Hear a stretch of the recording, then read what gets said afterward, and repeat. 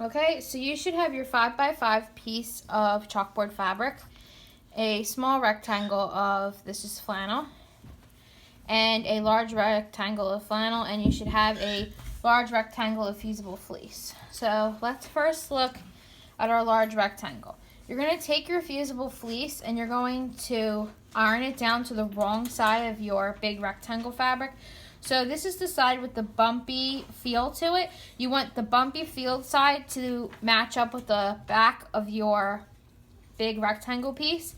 Then you're just going to take your iron and you just want to move it around in sections to adhere it.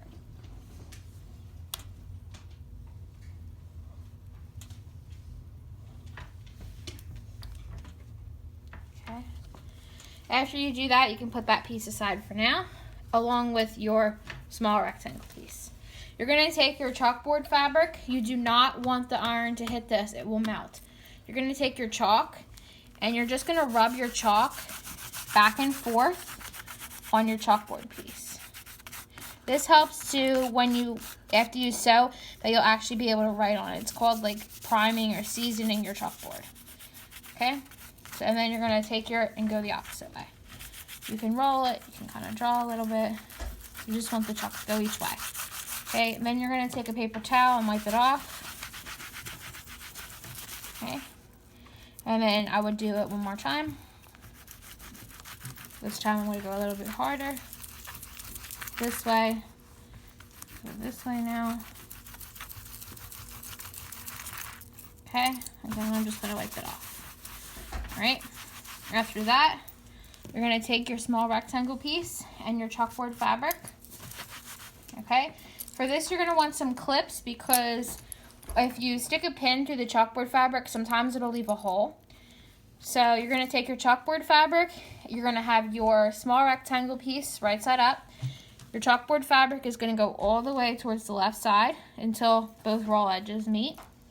You're going to take your clips. About 3 clips will be good for this. And you're just going to clip it down. We're going to sew this edge using a quarter of an inch seam allowance. Your thread color is not going to be seen here, but it will be seen in the finished product, so I would recommend to use a color that matches your fabric. Okay? So I'm going to sew with white just because it's more noticeable on this fabric. You're also going to take your other piece over to the sewing machine, but we're not going to work with that yet. Okay, so now we're at the sewing machine. I have my needle a quarter of an inch away. So I'm going to use the edge of my foot as a guide. I'm going to start and then I'm going to back stitch. And just like pins, you're going to take your clips off as you go.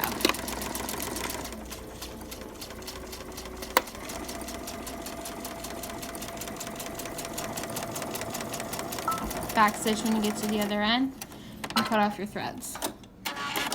Okay, you're going to make sure that you do not iron this. I know you want to press your seams, but with this you just kind of want to pull it apart and finger press. You can take a rolling pin over it or roll something else over it just to kind of get the seam to be flat. Okay? So once you've done that and you kind of can roll out your seam, okay? If you're really super careful, you can take an iron just to this fabric just to help it stay down, but do not put any iron on this fabric. Okay, you're going to take the piece with the fusible fleece and we're going to put it right sides together with our chalkboard and small rectangle piece. Okay, you're going to take your clips. You can use clips around the chalkboard area. Okay, when you get to when it's fabric to fabric, you're welcome to use pins again. I have a little bit of an overhang here, so I'm just going to cut it off real quick.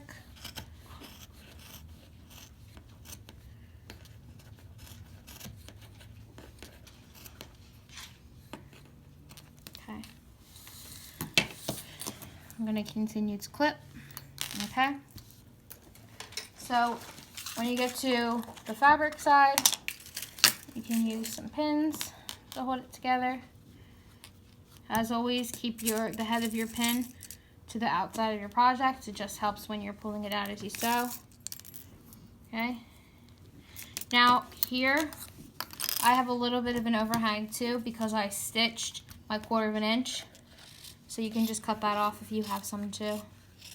Make it even. Okay.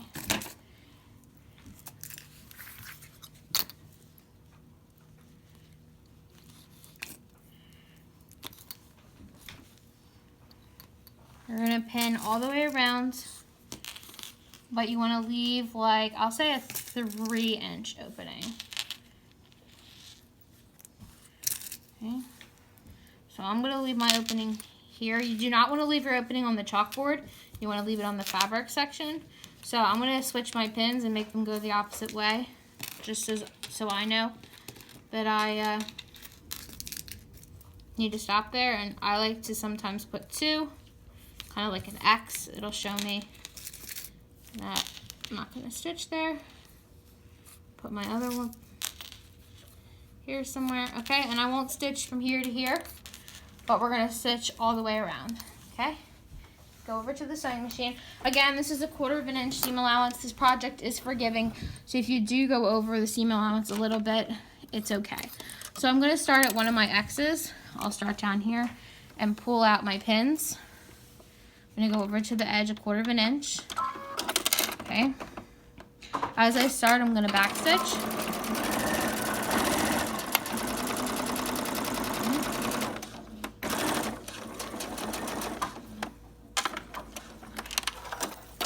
Now, I didn't mention it earlier, but the fusible fleece may be a little bit shorter than your fabric. That's okay. It just helps to keep the bulk out of the seam allowance in your finished product. Okay.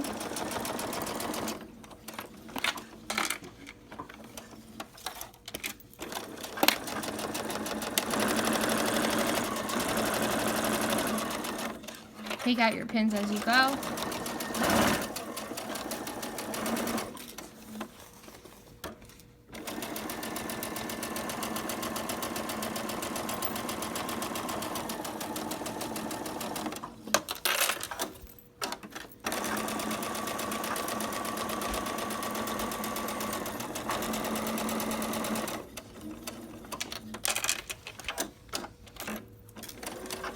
Okay, I'm coming close to my other opening that I want to leave. So I'm just going to come up close and back stitch and then cut off all my threads. Okay, so you should have your rectangle sewn with a 1/4 inch seam allowance with an opening. So you're now going to use your, because of the chalkboard fabric and how it can be thick, I'm just going to go ahead and clip my corners. Make sure you don't clip any of your threads, but you can just clip over. It'll help it when we turn to poke the corners out. Okay, so you're going to do your fabric and turn it right side out. It's a little bit tough with the chalkboard fabric, so you're gonna kind of have to push. So you can even leave a little bit more of an opening if you think you need one.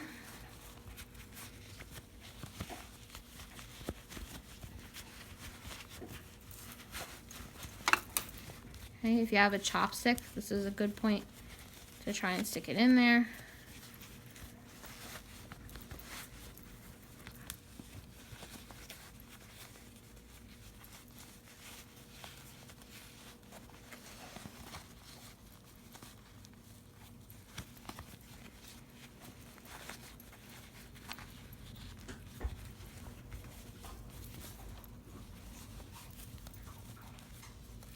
Okay.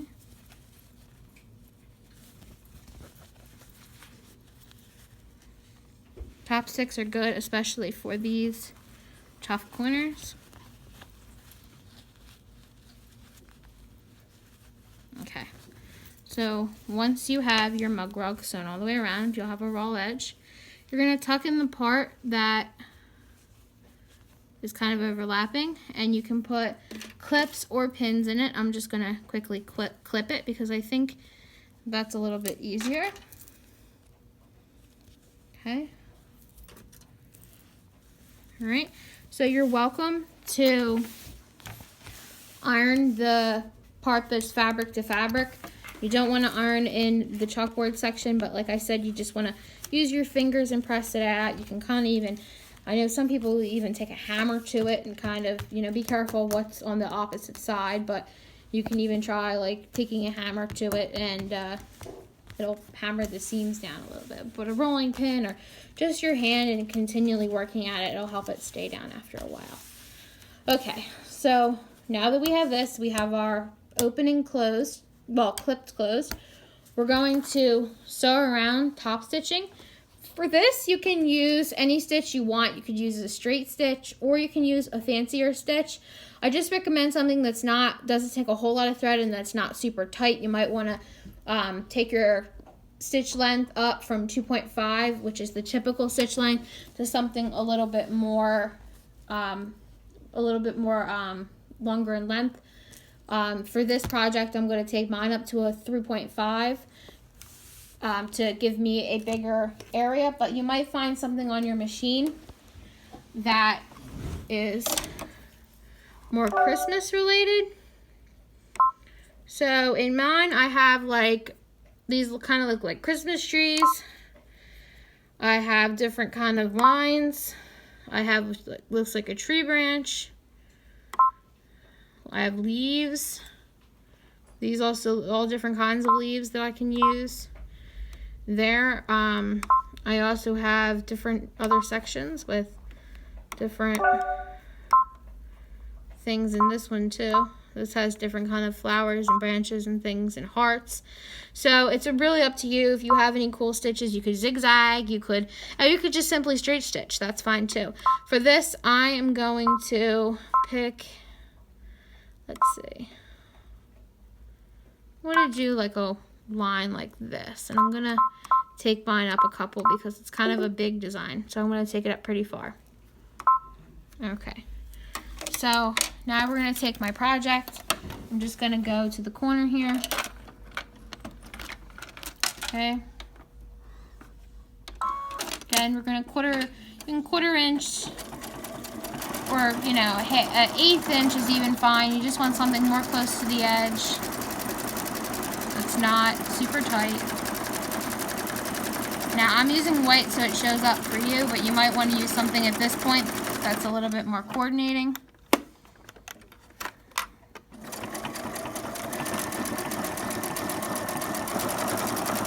So I'm sewing it closer to the edge, kind of get my opening closed. You could even, I'll stop for a second. You could even quilt through this if you want to. I do recommend top stitching, so you can see here I have my little lines that I'm doing. It'll help keep this down, the chalkboard fabric down too, but it is going to be a little bit thicker, so you definitely want to pick something even looser here. You could actually frame this in a different stitch, which might be what I do, or I might just take this stitch and just go around the fabric side, but you could quilt it. But I do recommend top stitching to keep your opening closed. But if you want to hand stitch the opening closed too, that is up to you. You can definitely do that. But I do not hand stitch. So see, as I get closer to this chalkboard fabric, it kind of starts to bunch up because it's getting thick. So you want to go really slow. And I'm just going to go to my chalkboard fabric, back stitch, and then cut my threads off. Okay, so that's what that's going to look like. And I might leave it like that. One line's cute. I might do the bottom, which I think is what I'm going to try and do. But this is really up to you. But after you finish top stitching, you can take your chalk, and now you should be able to write on it. So if I wanted to write my name, I can do that. I can erase it. Okay. Or the purpose of a mug rug is to have a little treat, and some coffee or hot chocolate is good for the winter. So you might want to say, you might want to write cookies, or I know some people like chalkboard fabric, and they'll do like, you could put your milk and your cookies out for Santa this year, so you can write something to Santa, like a nice note or something like that. But now, because we primed the chalkboard, we can actually write on it now and erase. You can even wet your paper towel and get it a little bit better. But it's pretty good. All right, thanks for watching.